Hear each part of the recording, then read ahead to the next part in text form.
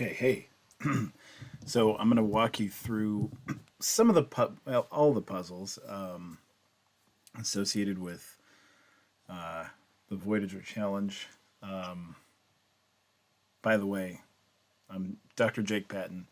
I'm a professor at Arizona State University and chief science officer for 30 Press, and I was responsible for most of the puzzles. So, um,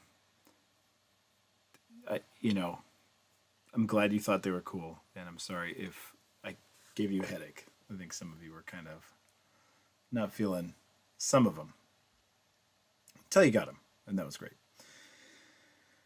All right, so let's go through some of the easy stuff, some of the first easy stuff. So this is where we all started, the Voyager challenge. What the heck is that?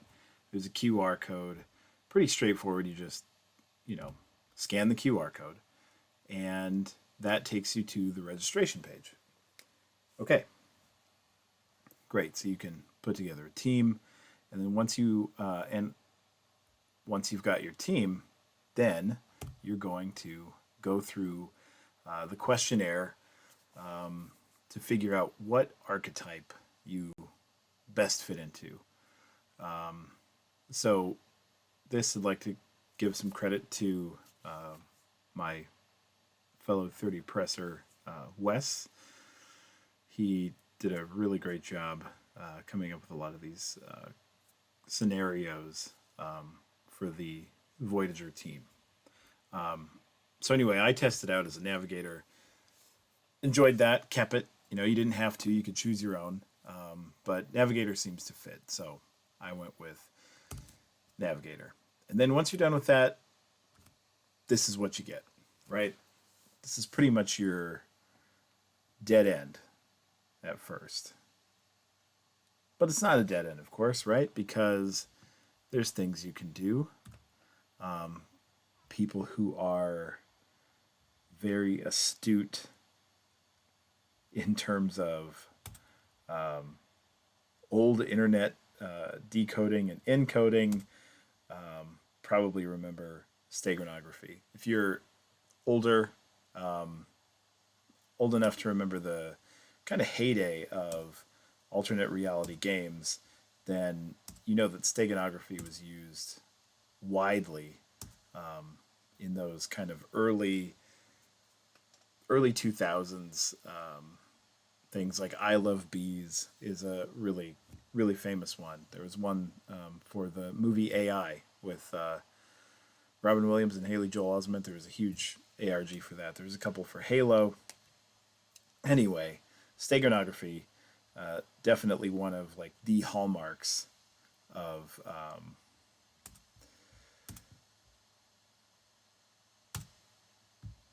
alternate reality games.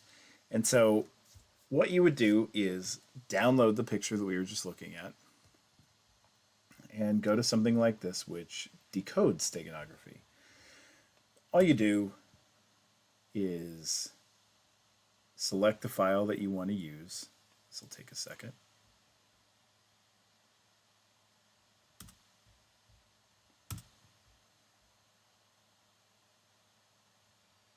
Maybe more than a second.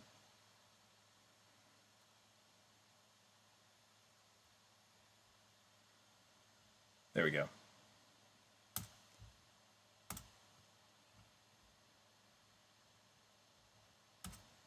And put that in. There's no password on this particular steganography file. And when you decode that, you get a message from Melly. Melly, of course, is a member of, like a ranking member of the Voyager crew of the CASC, and is also a hacker in his spare time. This, what I've decoded here for you, I don't remember where I saved the actual file that we uploaded for that first puzzle. So I just made another one that we could decode together. So after that, you get the first audio file. And this audio file sounds like, you know, your typical kind of archived EVA, extravehicular activity. And until you get to the very end. And then you hear.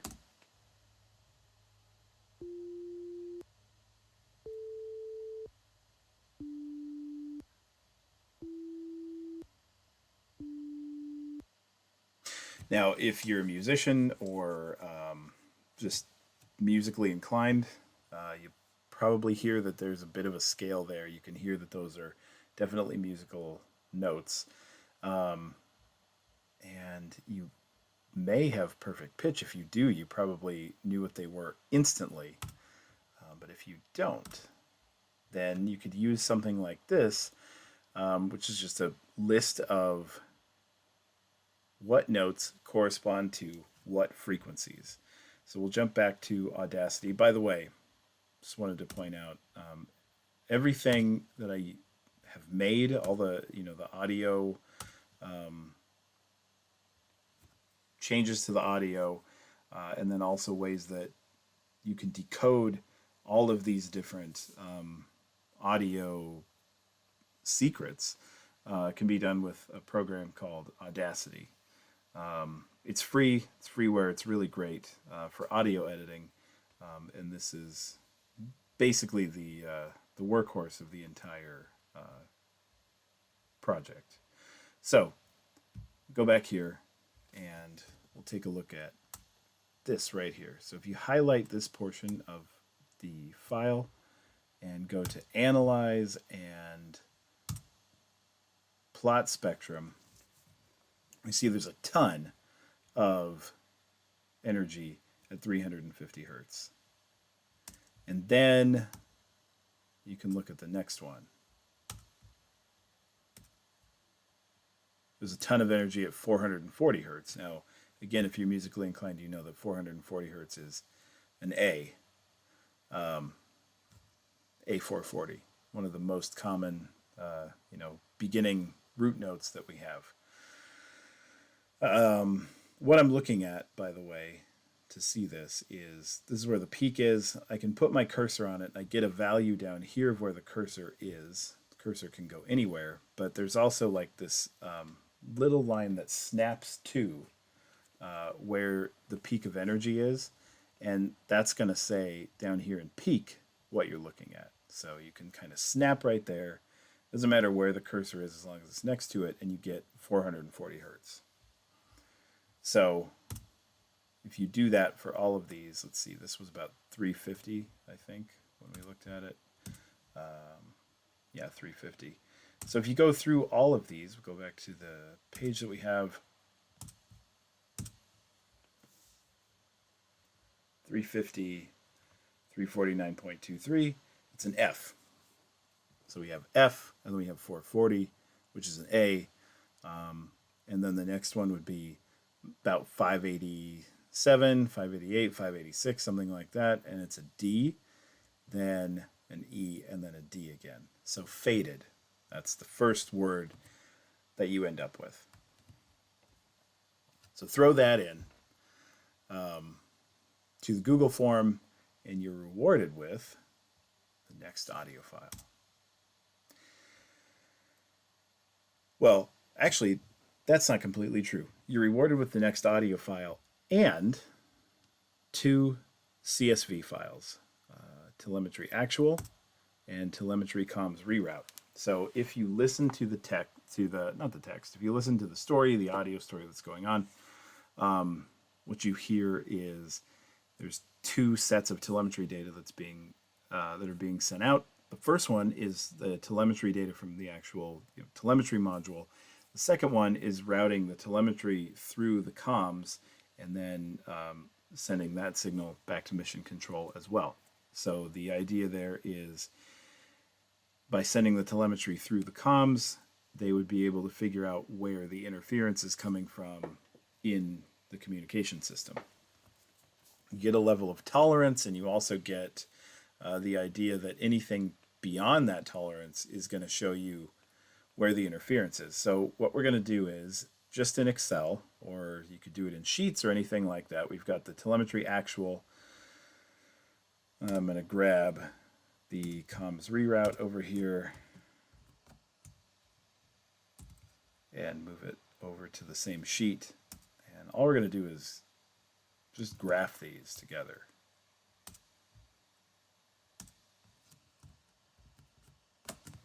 All right.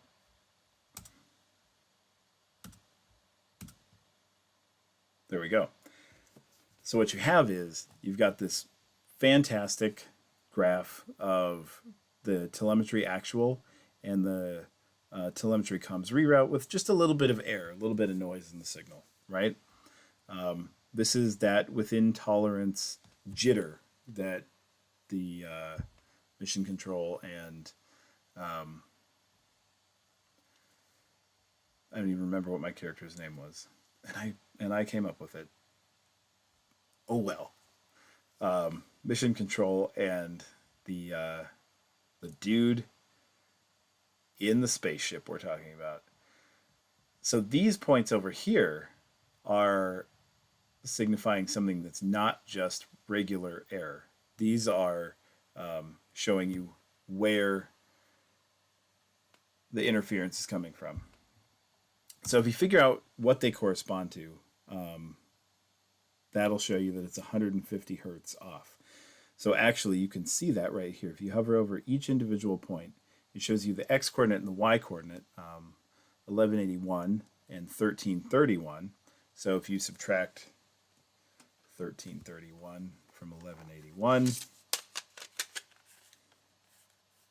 we got a calculator right here.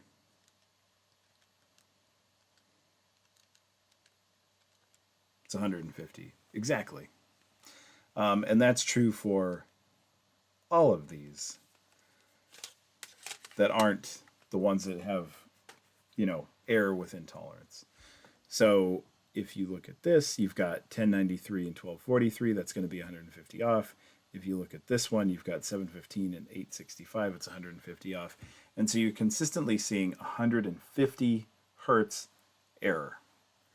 And so that tells you something about the audio file that we also got when we unlocked this next stage.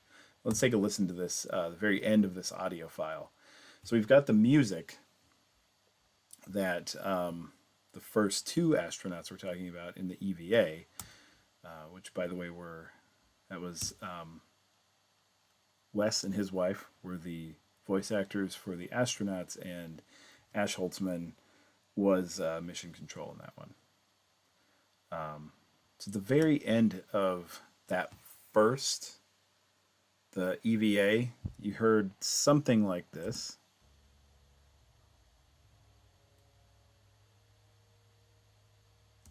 So that, not really sure what that was at the time, but it's the same song that we hear at the end of this the second audio file, the first part of the second story, basically, of the audio file. And so here's what we have in this file.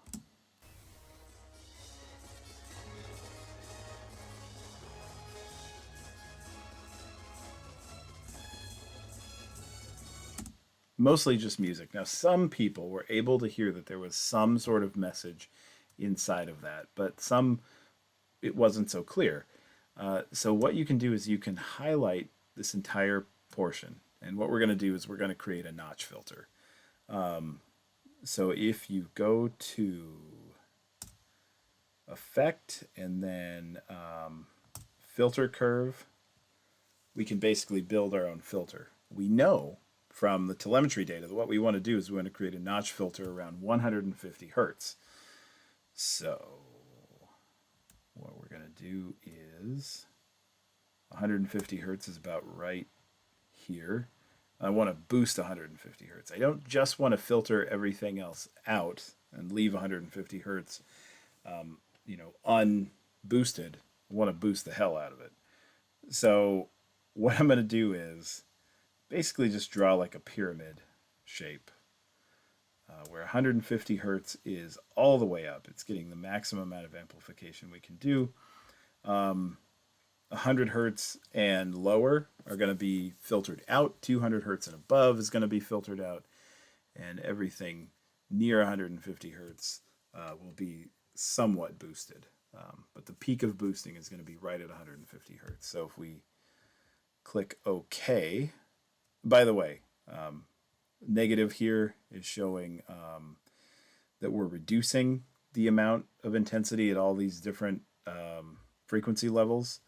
And then positive values is showing that we're amplifying the frequency level at that particular area that's in that zone. So that's why 150 is all the way up here and everything else is all the way down here. So if we click OK, now you can almost visually see that there's Morse code.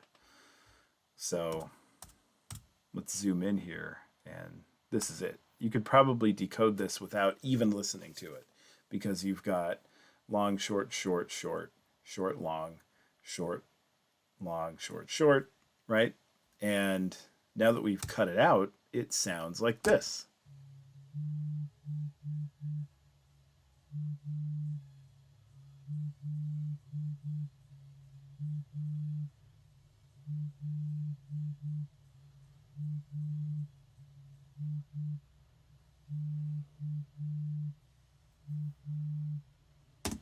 Okay. And so this should spell out B-A-L-A-I, B-A-L-A-L-A-I-K-A. Balalaika. It's basically just like a Russian guitar, essentially. Why did I choose that? I play guitar. I don't know. It's a cool word. And I play guitar. So why not? Okay, so that's the answer to our second audio file. I was really impressed with that. Some people could actually hear the Morse code embedded in there. I thought I had the levels close enough so that you actually couldn't detect it, but then when I started seeing that in the chats, I went back and listened to it, and yeah, I could totally pick up on it too. Not enough to decode it. So still really impressed that some people were able to do that. But this is the easier way. So sorry if you now have like early onset hearing loss. That's probably my fault, and I apologize. So the next thing that we get is the second part of that same storyline.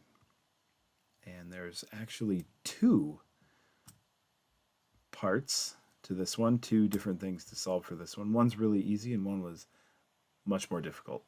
So the easy one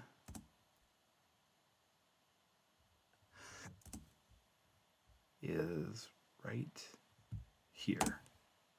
Text follows.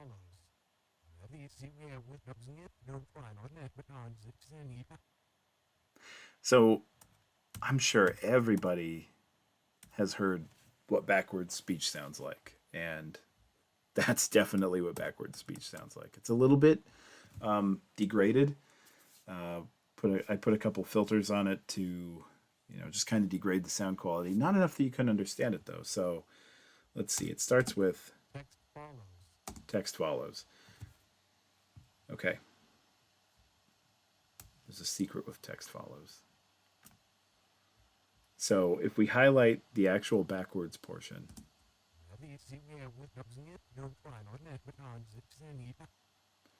we go to Effect, Reverse. Happiness does not depend on outward things, but the way we see them. Happiness does not depend on outward things, but the way we see them. Just Google that, and you'll see that that is a quote by Leo Tolstoy, of course, a Russian author, just following in line with the theme of the as yet unnamed astronaut that we'll get to in the next puzzle. So from here, you've just basically got a few options, right? You've got Leo Tolstoy as one word. You've got Leo. You've got Tolstoy. It was Tolstoy. Now text follows. Text follows. It's not the best hint that there was something else. But basically, I mean, sure, you could interpret that as like there's text that follows this, and there was reversed speech. But it also, and again, I know this was not obvious what this meant, um, but it meant that there was text hidden inside the spectrogram. So if we come over here to this part, this is where you can actually look at the spectrogram. You can do with a bunch of different programs, including some web tools. We'll go to the spectrogram, and there's something strange right here. In fact, when you listen to the audio file, you actually hear a little glitch in the sound.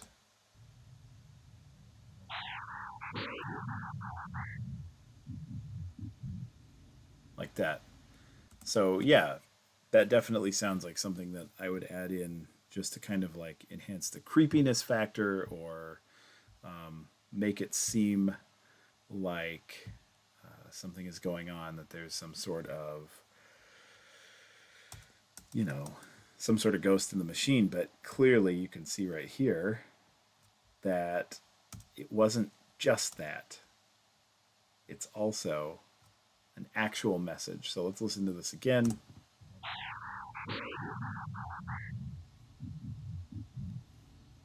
That doesn't mean anything. You could run that through, any type of filter to try to decode that, and there's nothing there. But if you look at the spectrogram, you can see that there's actual text that's been written into the spectrogram. It says, Baikonur, please help. So please help isn't important for the password, though I think a few of you tried that with the password, and I absolutely can see how you would do that. Baikonur is exactly the password that we needed, and I think once everybody figured out that we should be looking at the spectrogram, that was pretty simple to get Baikonur.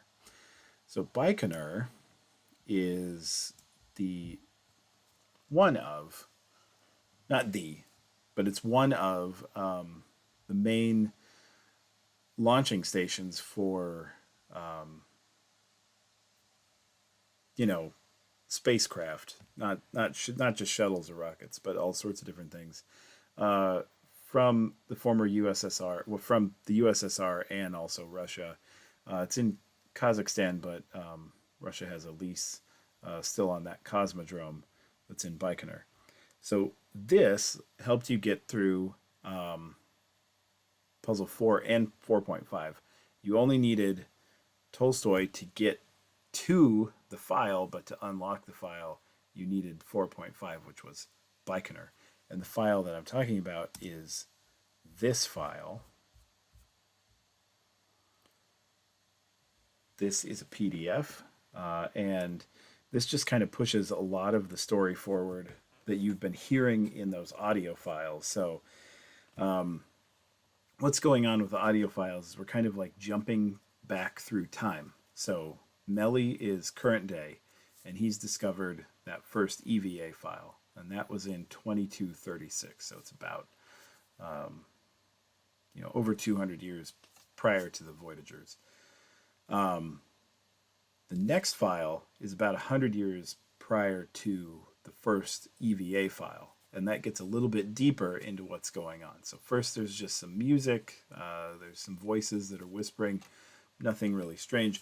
Then we go to the next guy, and he is essentially teleported through space-time and sees someone in space with him. Okay, so then now we push the story a little bit forward, and we get to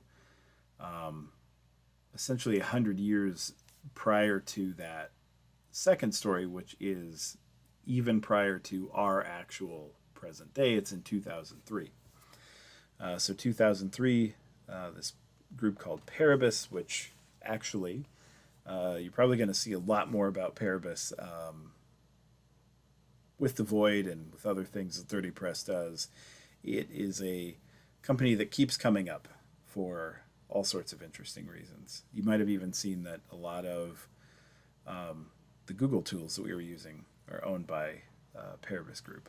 So this group has purchased a few different companies that had been acting, as their own entities.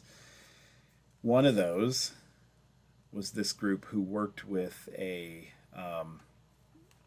hacker in the Soviet Union, the very former Soviet Union, the early 90s, early to mid 90s, who had found this document from the 60s, well, the 70s actually, of cosmonauts that had been missing. So, of course, this kind of comes off of a vaguely popular conspiracy theory about two, I think, Italian brothers were able to intercept Russian transmissions in the 60s, and some of them were cosmonauts that didn't make it home and then were disavowed in official press releases. Who knows? It's a conspiracy theory because there's not a lot of evidence either for or against. Of course, some people say it didn't happen. These brothers say it did. And that's about all the evidence there is either way, I think. I don't really know a whole bunch about it. But the story is an interesting story that we can use in this narrative that we're working with. So we've got a few different things. This person crashed roughly right here. This is a clue. Right here. The latitude and longitude is a clue to what you have to do in this next puzzle. So this is showing where that crash happened. You get latitude and longitude. This is a clue for where this happened. Again, you get latitude and longitude. Nothing for this one because there was no map associated with it. This one, instead of a map, there is a text grid. And then for this one, we've also got latitude and longitude. So the clue from the coordinates is that you're using something that goes along the top and along the side to pinpoint where something else is, like latitude and longitude. And another clue here is where these lines fall. So if you count up how many squares fall in each one, you've got 1, 2, 3, 4, 5. Then you've got 1, 2, 3, 4, 5, 6, 7, 8, 9. And 1, 2, 3, 4, 5, 6, 7. So we've got 5, 9, 7. If you go back and think about all of the previous clues that you had used up until that point, the previous passwords you've used up until that point, these are the lengths in letters of 3 of those passwords you already used. Faded is 5, Balalaika is 9, and Tolstoy is 7. So if you put in Faded, Balalaika, and Tolstoy, you're going to solve the puzzle. How are you going to solve the puzzle? I will show you. So this is the only one I don't have prepared yet, but that's okay. All we need to do is open Paint, which of course is going to take longer than you expect it to.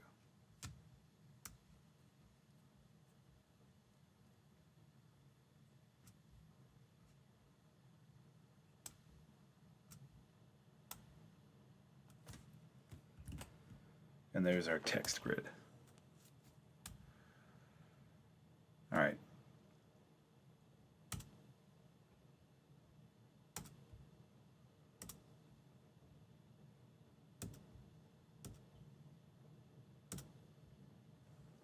So, F,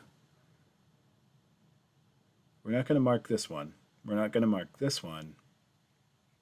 But we are going to mark this one because that's a bad color to mark with. We are going to mark this one because we have an F here for faded and also an F up here. So what we're looking for is where the two things coincide. This is actually built on a type of time series analysis called recurrence analysis. And actually, since we don't have the same string of letters or data along the top and the side, it's actually cross recurrence analysis. So any of you data nerds probably totally know exactly what I'm talking about. But this is cross recurrence analysis, but used in a puzzle.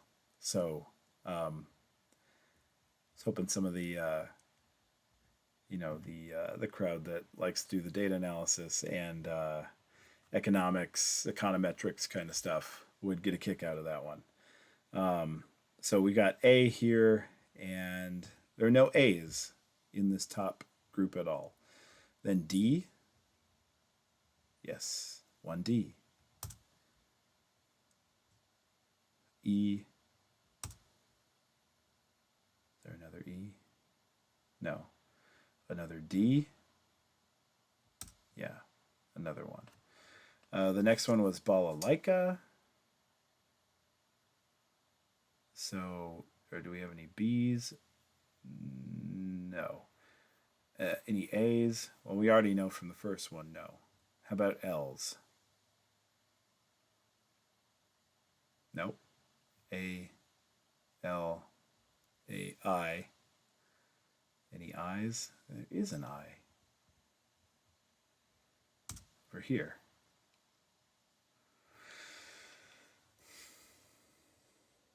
How about K's? There's two K's. If you feel like you're playing Wheel of Fortune, I do too. Now, we can keep going through this, but I think you get the hang of it. So you do the same thing with Tolstoy. And if you look at the letters that we've got, what are they? They are B, then I was the next one, then T, then L, then Y, then A, then R. And it should have come out like that. Oh, actually, I think it was Arcask. And does that look like anything that you know? Sure it does. It looks like a bit.ly, right? So if you go bit.ly/arcask, that takes you to the last, this was the last puzzle, so that takes you to the last portion of the story. And the last portion of the story is just the story of Galactian Arkhangelsk, who is our missing cosmonaut. And essentially, he was also teleported through space-time, just like the astronaut in that two-part audio story. Only he never came back. And, I don't know how much you caught on to this, but at the end of that transmission, it almost seemed like he was talking to people in the present day, not people in the 70s. And maybe he was. I guess we'll have to find out. So those are all the puzzles for the main portion of the Voidager challenge. There are a few other puzzles that we can talk about. We've got Melly's side quest and also Melly's journal entries as well.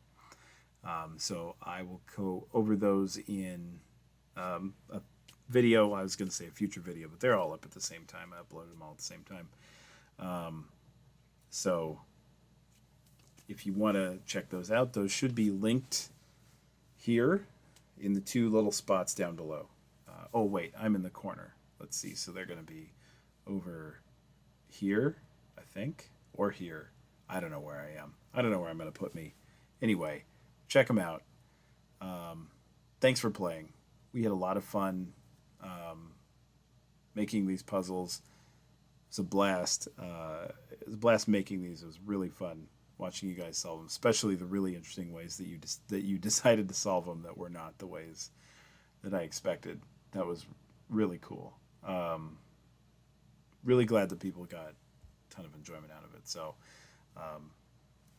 maybe we'll do something else in the future. Not sure. We've got something else in the pipeline that you'll see when the time is right. Okay. Oh, good. The news came up. That means it's time to stop.